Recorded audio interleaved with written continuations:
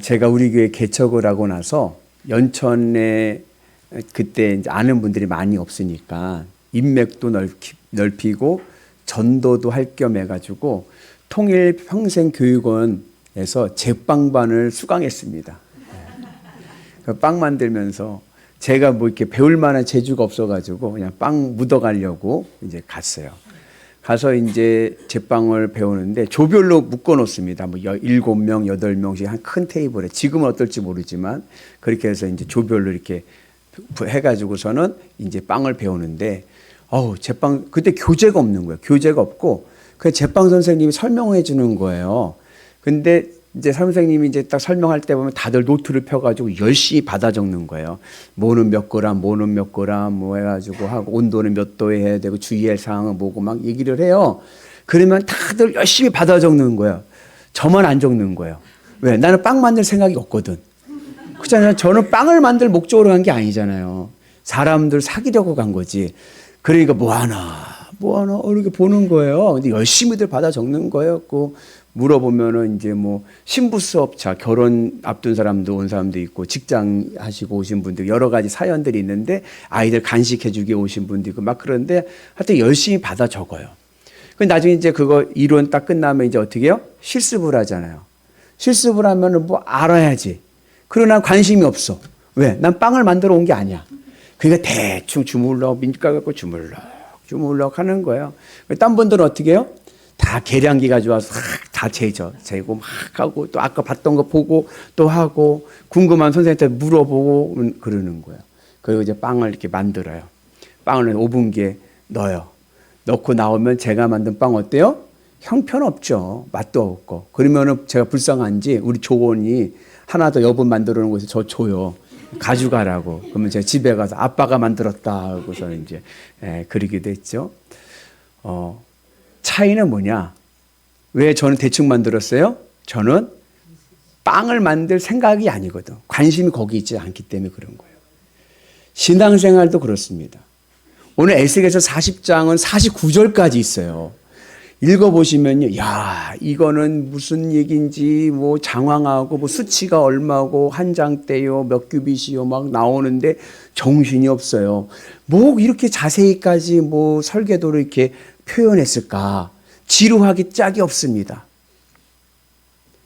그런데 내가 하나님의 말씀을 듣고 내 삶이 하나님의 말씀을 다시 거듭나고 새 생명을 얻기를 원하는 분들은 내가 주님의 말씀을 꼭 지키면서 살아가야겠다라고 하는 마음의 다짐이 있는 분들에게는 하나님의 말씀이 꿀보다도 답니다. 그런데 저같이 관심이 없어. 말씀을 지킬 생각도 없고 관심도 없고 그냥 다니는 거예요. 그러면 설교 시간이 어때요? 지루해요. 오늘 왜 목사님께 설교가 기노? 알아듣지도 못하는 몇 규빗에 몇 장대에 어디에 뭐에, 아이고 그냥 요점만 말씀하세요 이러는 거예요. 오늘 우리의 삶이 하나님의 말씀이 꿀보다 단 말씀되는 은혜가 있기를 주의 이름으로 축복합니다. 그래서 오늘 에스겔서 이제 결론 부분에 오는 거예요. 에스겔서는 48장까지 되어 있는데, 에스겔이라는 이름은 하나님은 강하시답니다. 하나님이 나와 함께 하시면 나는 강합니다. 하나님이 나와 함께 하시면 나는 됩니다.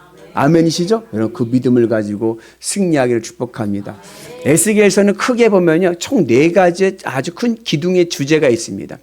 첫째는 뭐냐면 1장부터 32장까지는 유다와 이방 민족에 대한 심판의 메시지입니다.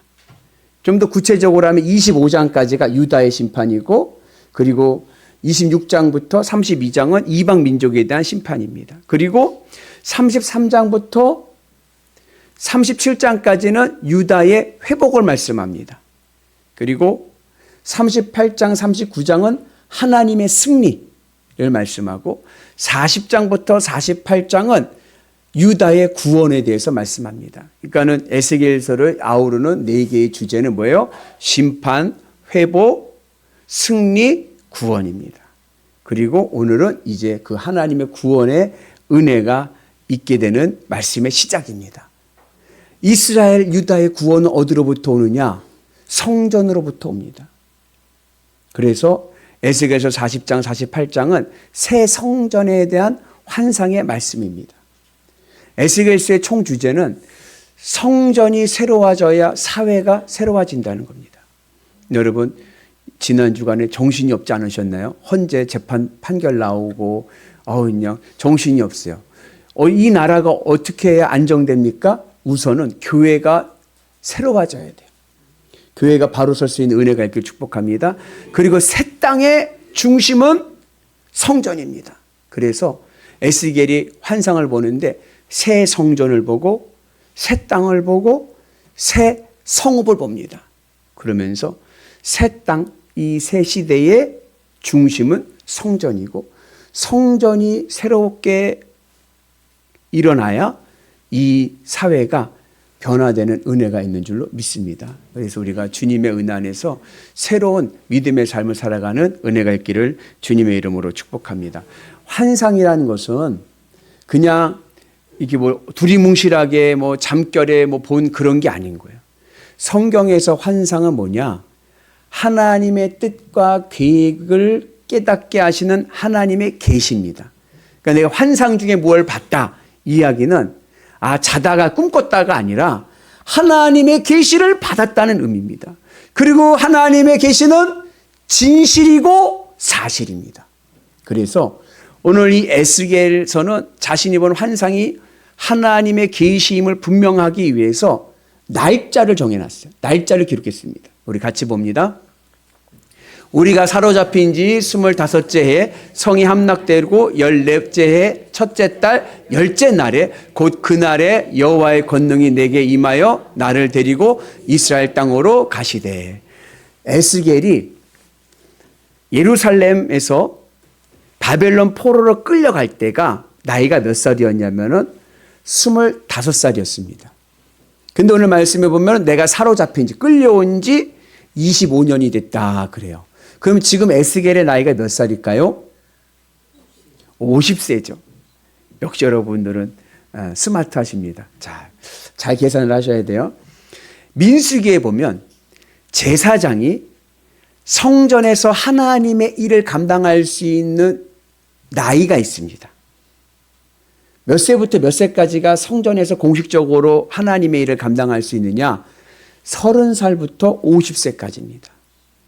우리가 지금 사순절을 지나고 있는데 이런 거 궁금해 보지 않으셨나요? 왜 예수님은 30세에 공생애를 시작하셨을까? 그런 생각 해보신 적 있으실 거예요. 그죠? 예수님 하나님의 아들인데 왜 30세까지 계시다가 30세 때 성령을 받고 하나님의 일을 하셨을까?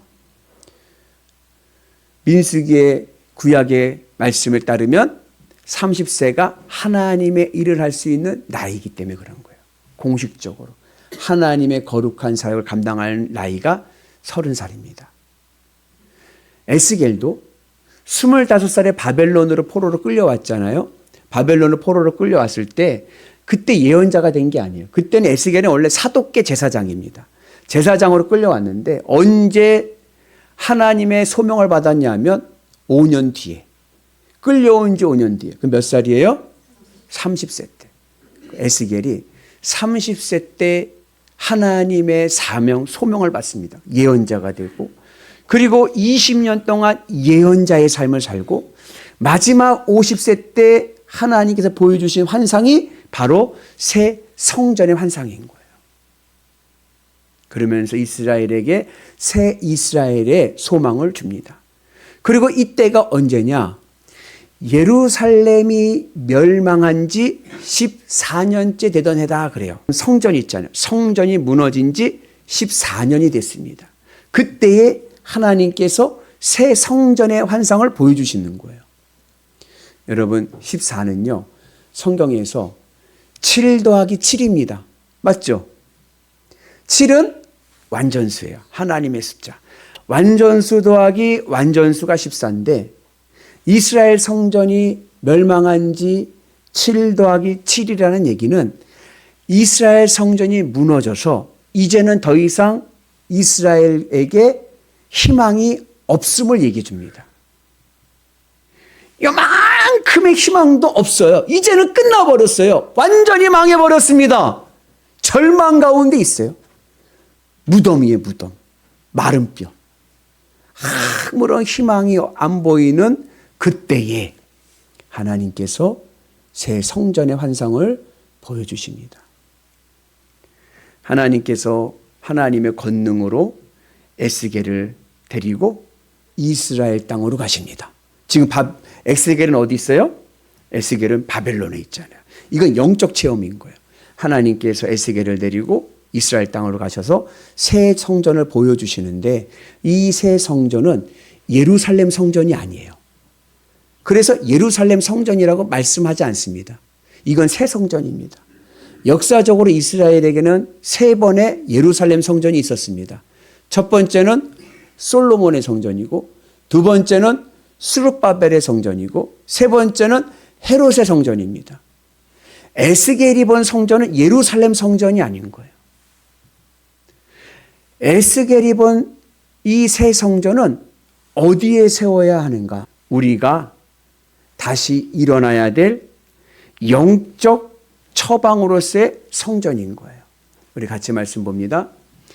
인자야, 내가 내게 보이는 그것을 눈으로 보고 귀로 들으며 내 마음으로 생각할지어다. 내가 이것을 내게 보이려고 이리로 데리고 왔나니 너는 본 것을 다 이스라엘 족속에게 전할지어다 하더라. 에스겔이 세워야 된 에스겔이 본 새 성전은 마음에 새기는 성전입니다. 마음에 세워야 하는 성전인 거예요. 여러분, 요즘 여러분들의 마음은 무엇으로 공사 중입니까? 무엇으로 바쁩니까? 여러분들 마음 무엇으로 바쁘고 번잡하고 공사 중입니까? 여러분들의 마음이 하나님의 성전으로 공사하는 은혜가 있기를 주님의 이름으로 축복합니다. 요즘에는요, 경기가 어려워서요, 교회 건축하자고 하면 안 된대요. 교회 건축하자고 하면요, 교인들이요, 수가 빠진대요. 이제는 교회 건축은 건물로 하는 게 아니라 우리의 마음에 교회 건축의 은혜가 있기를 축복합니다. 이건 할 수 있잖아요. 돈도 안 드는데. 그죠? 그래서 여러분들의 마음에 하나님의 성전을 건축하는 은혜가 있기를 주의 이름으로 축복합니다. 그래서 우리가 어떻게 해야 아무 희망도 없고 아무 빛도 안 보이는 완전 절망 가운데 있는 무덤의 자리에 있는 내 인생이 어떻게 내가 다시 일어서고 다시 회복되고 다시 행복한 인생이 될 수 있는가? 마음에 하나님의 성전을 건축해야 됩니다. 오늘부터 여러분들 마음에다가 편말을 붙이세요. 무슨 편말? 공사 중. 여기 길 가다 보면 공사하면 뭐예요? 공사 중 써 있잖아요. 그리고 거기 보면 뭐 내용이 있어. 뭐 짓는다고? 뭐 줘요? 하나님의 성전 건축 중, 공사 중. 여러분들 마음이 이제는 세상적인 거 이것저것 막 세우려고 하지 마시고요. 이제는 다 갈아엎으시고 하나님의 성전을 세우는 은혜가 있기를 주의 이름으로 축복합니다. 그래서 너의 생각과 내 마음과 모든 방향성이 하나님을 바라보고 내가 지금 건축 중인 걸 어떻게 느끼느냐. 성전을 건축하는 분들은요, 주님으로 기쁘고 주님으로 만족하는 거예요. 늘 주님의 은혜에서 주님으로 기쁘고 만족함을 통하여서 여러분들의 마음에 하나님의 성전이 건축되기를 주님의 이름으로 축복합니다. 그러면 내 인생에 다시 한 번의 기회가 오는 거예요. 오늘 이 성전의 의미를 여호와의 권능이 말씀해 줍니다. 원래 이 여호와의 권능이란 말이 권능이라는 단어의 직역은 손입니다. 그 에스겔이 바벨론 구발강가에 있는데 하나님의 손이 에스겔을 데리고 이스라엘 땅으로 가신 거예요. 이거를 오늘 성경은 하나님의 권능이. 여기 중요한 성전의 의미가 있습니다. 성전은 건물이 아닙니다. 성전은 뭐냐? 성전은 여호와의 권능이 임하는 곳이에요. 여호와의 권능이 임하는 곳이 성전입니다. 그래서 오늘 우리가 주님의 은 안에서 하나님의 권능이 내 삶 가운데 임하셔서 우리가 하나님의 성전되는 은혜가 있기를 축복합니다.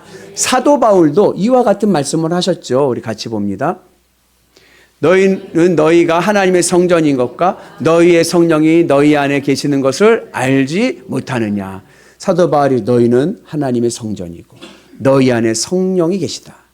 오늘 내가 하나님의 성전이 되기 위해서는 내 안에 하나님의 권능, 성령이 임하시면 내 삶이 하나님의 거룩한 성전의 은혜가 있게 될 줄로 믿습니다. 그래서 이제는 성전의 의미가 바뀌는 거예요. 성전은 건물이 아닙니다. 성전은요, 하나님의 권능이 계신 곳이 성전인 거예요. 에스겔이 아까 얘기했지만 사독계 제사장이에요. 사독계 제사장이 가지고 있는 가장 중요한 신앙의 전통 중에 하나가 뭐냐면 하나님은 예루살렘 성전에 계시다예요. 하나님은 예루살렘 성전에 계셔요. 예루살렘 성전에만. 다른 데는 안 계세요. 예루살렘 성전에만 계세요.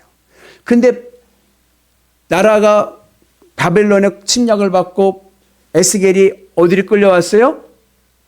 바벨론으로 끌려왔어요. 이방 땅 바벨론. 여긴 부정한 땅인 거예요. 그발 강가에 있습니다. 그러니까 에스겔의 생각에는 어떤 생각을 해요? 하나님 나와 함께 하지 않으셔. 왜? 하나님 어디 계시는데?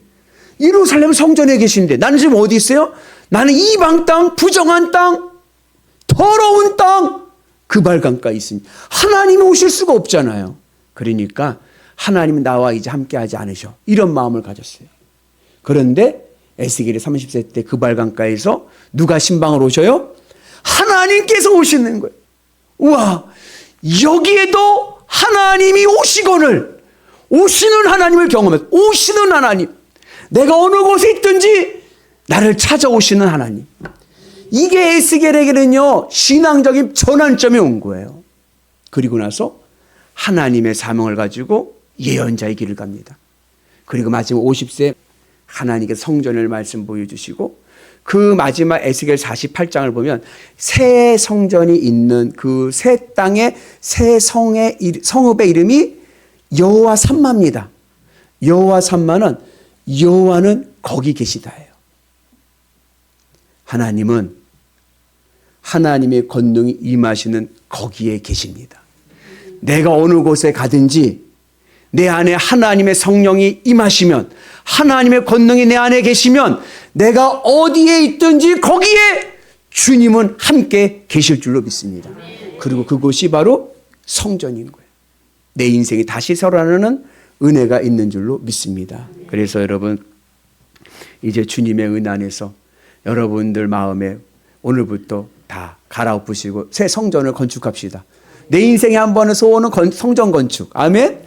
내 마음에 하나님의 성전을 건축하셔서 늘 주님으로 기뻐하면서 주님의 은혜 안에 살아가는 거룩한 성도들 되시기를 주의 이름으로 축복합니다. 그러면 무덤의 자리가 축복의 자리가 되고 생명의 자리가 될 줄로 믿습니다. 마른 뼈와 같이 아무 희망이 보이지 않는 내 인생도 주의 권능이 임하시고 성령이 임하시고 주님의 은혜가 임하면 내 인생 다시 일어서는 은혜가 있는 줄로 믿습니다. 오늘 이 40장을 통해서 우리가 하나님의 새 성전을 건축할 때 우리가 깨달아야 될 세 가지 특징이 있습니다. 첫째는 뭐냐? 하나님의 새 성전은 담이 있습니다. 담. 성전에 울타리 담을 치는 거예요. 근데 이 담이 높이가 3m, 너비가 3m, 길이가 275m, 정사각형에 3m, 3m의 담을 쌓습니다. 이게 뭘 의미하냐? 성전은 세상과 구별돼야 돼요. 여러분들이 오늘 여러분들의 마음에 성전을 건축하고 하나님의 권능의 삶을 살기를 원하신다면 오늘 여러분들 마음에 먼저 성전의 담을 세워야 됩니다. 3m, 3m. 그래서 이제는 세상과 구별돼야 돼요. 3m, 3m라는 것은 세상이 가치가 이제 들어오질 못하는 거예요. 그동안은 내가 세상 가치에 따라 살았다고 하면 이제는 세상 가치를 끊어내고 하나님 나라 가치로 하나님의 말씀으로 살아가는 은혜가 있기를 주의 이름으로 축복합니다. 여러분 당연하지. 교회가 세상과 똑같으면 교회입니까? 교회가 세상의 이치가 똑같이 통용되면 세상과 다를 바가 없죠. 우리는 세상의 가치를 따라가는 게 아니라 하나님 나라 가치로 하나님의 말씀을 따라서 우리가 거룩한 삶을 살아가는 은혜가 있기를 주의 이름으로 축복합니다. 그럴 때 내 마음에 하나님의 새 성전을 세울 수가 있는 거예요. 두 번째 특징은 뭐냐면 하나님의 성전은 서쪽에 위치합니다. 담을 쳤잖아요. 성전이 있잖아요. 성전이 어느 쪽에 있다고요? 서쪽에 붙어 있어요. 그럼 문이 몇 개일까요? 성전에 들어가는 문은 3개입니다. 동문, 남문, 북문, 서문은 없어요. 어디를 기점으로? 번제단을 기점으로. 성전 마당에 번제단이 있거든요. 번제단을 기점으로 서쪽에 있는 거예요. 고대 이 중동에서 또 성경에서 서쪽은 죽음의 자리입니다. 일례로 이집트 아시죠? 이집트에는 나일강이 흘러요. 그죠? 나일강을 중심으로 서쪽에는 뭘 짓냐? 피라미드를 짓습니다. 피라미드 뭔지 아시죠? 파라오의 무덤이에요. 무덤. 나일강 기점으로 동쪽에는 뭐가 있을까요? 여기는 왕궁이 있어요. 해가 동에서 떠서 서로 집니다. 그래서 고대인들은 동쪽은 생명의 자리고 서쪽은 죽음의 자리입니다. 왕궁은 생명의 자리에다 놓고 무덤은 서쪽에다 죽음의 자리에다 세웁니다. 근데 성전이 번제단을 기점으로 어디에 있어요? 서쪽에 있어요. 성전은 죽음의 자리입니다. 내가 성전에 들어가려면 번제단을 거쳐야 돼요. 번제단이 뭐 하는 곳입니까? 내 자아가 죽는 곳이에요. 그동안 내가 세상 거 사랑하던 거, 그 내 자아를 죽이고 주님으로 들어가는 거예요. 그래서 이제는 뭐예요? 나는 죽고 주는 살고 주님의 생명으로 살아가는 곳이 바로 성전입니다. 그래서 우리가 하나님의 은 안에서 내 안에서 새 성전을 짓기 위해서는 성전의 기초가 있습니다. 그건 뭐예요? 모퉁이 돌의 머릿돌 되시는 예수 그리스도. 예수님의 십자가를 기초로 해서 내 삶에 성전을 세워가야 되는데 그러기 위해서는 내 마음에서 세상 것 좋아하던 거 다 죽이고 이제는 주님으로 기쁘고 주님으로 만족해야 돼요. 그래서 하나님의 은 안에서 말씀에 따라 순종하고 내 생각의 는이 아니에요. 이제는 내 생각의 는을 내려놓고 주님의 말씀이면 순종하겠습니다. 그리고 믿음의 길을 갈 때에 내 삶에 하나님의 성전이 온전히 세워질 줄로 믿습니다. 그리고 세 번째, 이 새 성전의 특징은 뭐냐면 성전 벽에다가 종려나무 벽화 그림을 쫙 그려놓습니다. 종려나무. 종려나무는 대추야자 열매 나무인데 여러분 이제 다음 주가 종려주일이에요. 고난주간 시작되는. 예수님께서 예루살렘에 나귀를 타고 올 때 이스라엘 백성들이 그 길에다가 뭐예요? 호산나 호산나 다윗의 자손이 하면서 종려나무까지 깔잖아요. 종려나무가 상징하는 것이 있습니다. 그것은 뭐냐면 승리입니다. 종려나무는 승리와 풍요와 축복을 상징합니다. 내 인생에 하나님의 새 성전이 세워지면요, 여러분 내 인생 승리할 줄로 믿습니다. 어떠한 어려움과 어떠한 절망 가운데 있어도 내가 믿음으로 주님과 함께 주님과 동행하여 나가면 내 삶에 하나님의 거룩함이 나타나고 결국 내 인생 승리할 줄로 믿습니다. 내 인생의 빈곤한 인생이 풍요로운 인생 될 줄로 믿습니다. 하나님의 구원으로 행복한 인생 될 줄로 믿습니다. 행복하십니까? 여러분 행복의 비결은 내 안에 하나님의 새 성전을 건축해야 돼요. 잘 될 줄로 믿습니다. 내 안에 새 성전을 세웁시다. 성전을 건축하는 자 반드시 성공할 줄로 믿습니다. 내 인생에 다시 한 번의 기회가 올 줄로 믿습니다. 그 은혜로 승리하셔서 날마다 여호와 삼마 거기에도 주님이 계십니다. 하늘의 역사를 보시는 위대한 성도 되시기를 주님의 이름으로 축복합니다.